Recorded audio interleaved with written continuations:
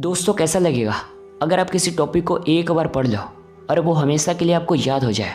वैसे तो पूरा इंटरनेट और यूट्यूब ऐसे बहुत सारे आर्टिकल्स और वीडियोस से भरे पड़े हैं जिनमें बहुत तरह के टिप्स एंड ट्रिक्स बताए जाते हैं और जिसमें बोला जाता है कि स्टडी पे कंसंट्रेट करने के लिए ये खाओ वो खाओ, इतने बजे उठो, इतने बजे सो, ये करो वो करो। लेकिन इस वीडियो में मैं आपको दो सबसे बड़े कारण बताने जा रहा हूँ जिनकी वजह से आप कॉन्सेंट्रेट नहीं कर पाते।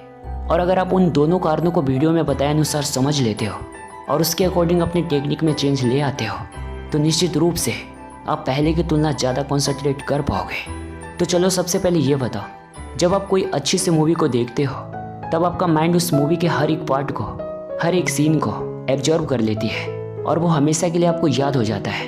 और जब आप किसी खूबसूरत इंसान को देखते हो तो वह भी विदिन कुछ ही सेकेंड में आपके दिमाग में छप जाती है। चलो एक और एग्जांपल देता हूँ। किसी फंक्शन या प्रोग्राम में आपकी मुलाकात किसी बड़े सेलिब्रिटी से होगी और उसके साथ आपने सेल्फी ले ली तो भाई वो चीज़ ना आप ज़िंदगी भर नहीं भूलते।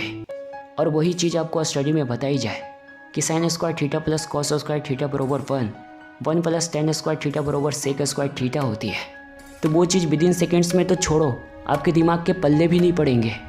यानी कि देखो, आपका दिमाग ना आपके साथ भेदभाव कर रहा है। आप जो याद करवाना चाह रहे हो वो उसे याद नहीं कर पा रहा और जो उसे पसंद आ रहा है वो कभी नहीं भूलता। आया कुछ समझ में?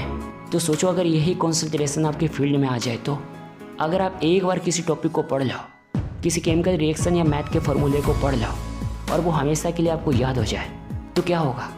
तो अब मुद्दे की बात पे आते हैं। अभी जो मैंने एग्जांपल्स दिए, एक तो वो किसी फंक्शन या प्रोग्राम में आपकी मुलाकात, दूसरा sin square theta plus cos square theta बरोबर 1। इन दोनों के बीच का सेंटर पॉइंट है इंटरेस्ट। तो इन दोनों के बीच पहली चीज़ निकल कर आई वो है इंटरेस्ट। इसका मतलब कंसंट्रेशन का सबसे बड़ा कारण इंटरेस्ट है। अगर आपको पढ़ते टाइम किसी टॉपिक में इंटरेस्ट नहीं है तो आप कुछ भी कर लो, क्योंकि सर ने तो बोला स्कूल में याद करके आना है, फिर भी आपको याद नहीं होगा। इसके बाद दूसरी चीज़ आती है विजुअल्स। तो देखो, अभी जो इसके पहले मैंने इंटरेस्ट के बारे में बताया वो सारे काम आपके आंखों के सामने हो रही थी।